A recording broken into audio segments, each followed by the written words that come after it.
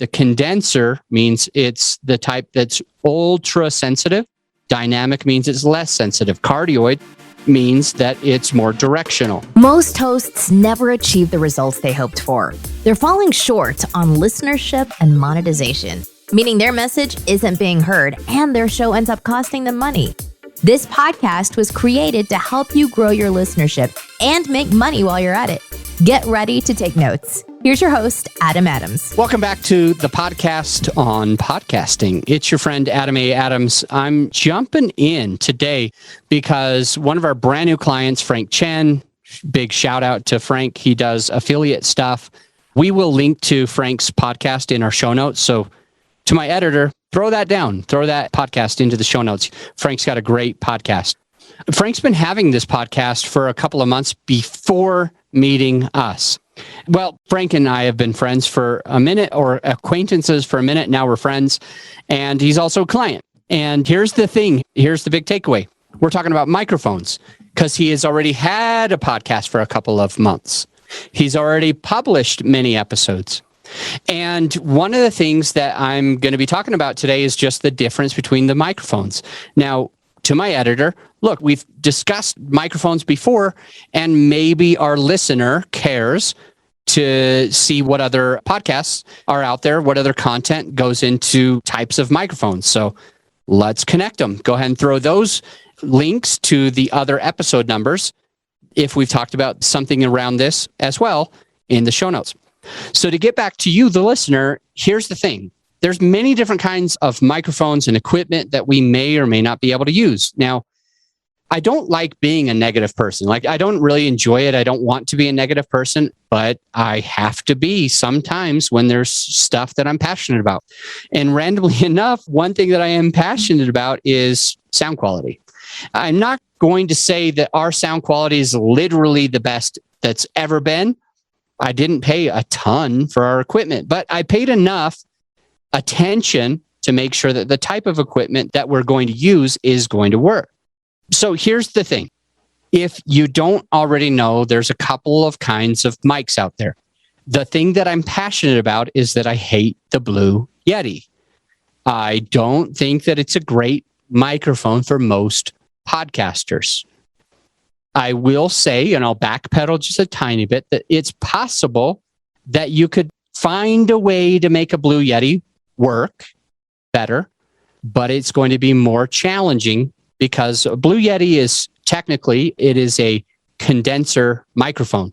Condenser microphone, for lack of a better way to explain it, kind of came from the original microphone, which was a ribbon microphone. What they have is basically a ribbon, and it basically picks up anything. Any sound that happens makes that vibrate so that it can pick up that sound. They are very sensitive. So condenser mics are very, very sensitive. This means they pick up all of your breaths, all of your chair noises, all of your tapping, all of the outdoor noise, all of the people walking by, your kids, the mailman, the dogs barking. It'll pick it all up. And you're breathing. It'll pick it all up. The opposite kind of microphone is called dynamic microphone, a dynamic mic. A dynamic mic is less sensitive, and you almost have to be right next to it in order for it to really pick up that sound. So it has a harder time picking up sounds that are farther away. You've got to be right next to it in order for it to pick up that sound. What I like about the dynamic microphone is that I've got a car driving by right now, or it's a motorcycle, it's pretty loud. You probably can't hear it, to be honest. You probably cannot hear it. The reason why is the mic that I'm using is a dynamic microphone, and it's really only going to try to pick up the sound that's right next to it. It's going to dole out almost everything else. You might be able to hear some of my chair noise because this chair is real squeaky, but for the most part, you're not going to pick up almost anything else with a dynamic mic.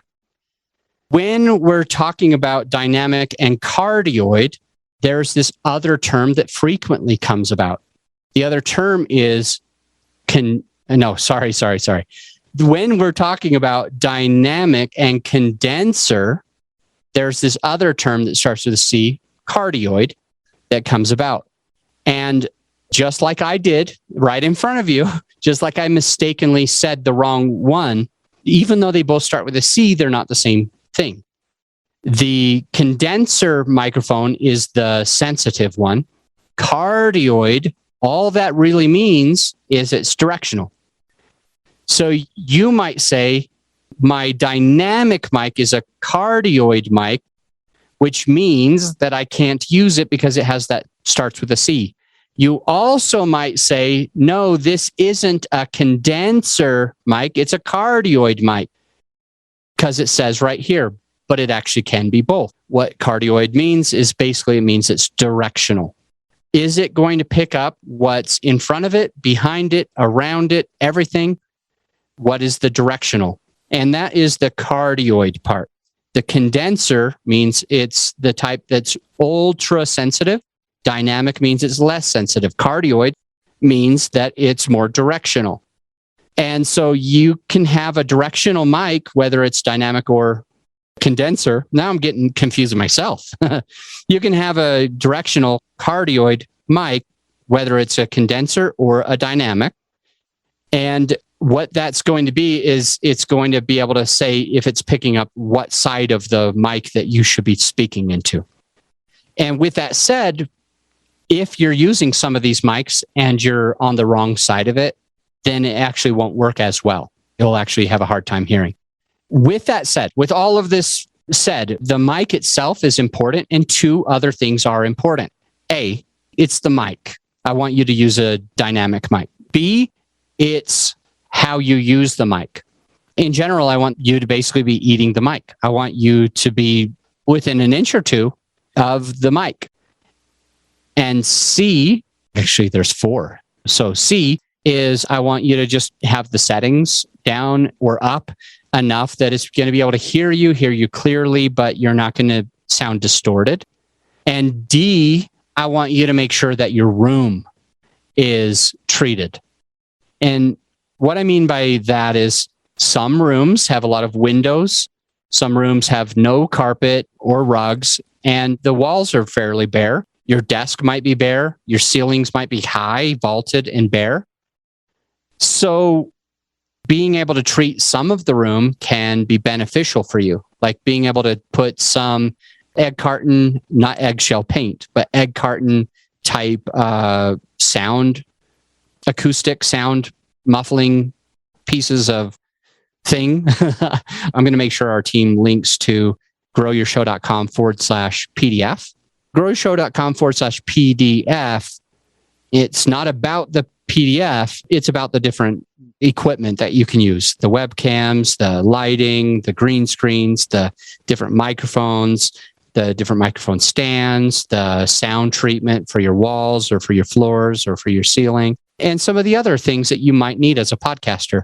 There's a whole bunch of them, and there's links. Some of those links might be affiliate links, but if you want access to it, all of the things on there have been vetted. Like the webcams that I use are on there. My exact dynamic microphone is on there.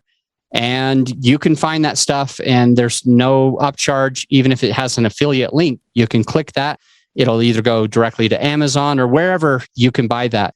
And so you can see everything that I recommend by going to growyourshow.com/PDF. And my editor is going to make sure that that's in the show notes as well. So go ahead and scroll down and click. So at the end of the day, I frickin' hate the Blue Yeti. And what I hate most about it is how good they are at marketing. When you go to Amazon, for example, and you type in like podcast mic, it's the first one. It is the main one that you see. And it says on there podcast mic, but it's shitty for a podcast mic. And it just makes me upset that they're charging like over $100 for a mic that is, well, we can call it a good mic, but it's not a good mic for podcasting for most cases. So if you've already got a Blue Yeti, give me a call. Like, I honestly would like to spend some time with you and try to see if I can support you to make the best of that, or to get you a mic that is way less expensive, like the ones that are on our website, growyourshow.com/PDF.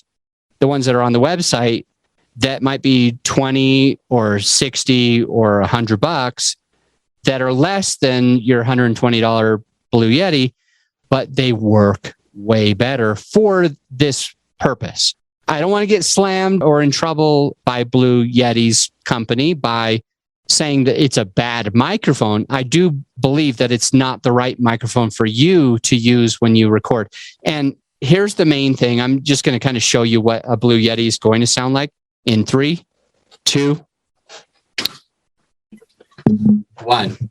So in many cases, this is more like what the Blue Yeti is going to sound like. It's going to sound a little bit more, I can hear more of the room noise. You can hear more of the chair noise and the rustling about me just touching the desk or the microphone or whatever it is. You can hear my chair kind of going.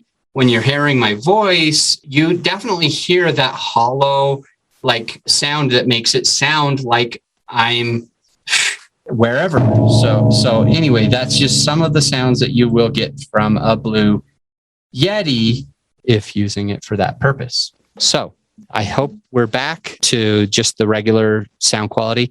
Now that I'm using dynamic microphone and I'm really close to it, you hear a lot less of my chair noise, my drumming noise, the car noise, the echoes from the sound bouncing around off of windows and stuff like that.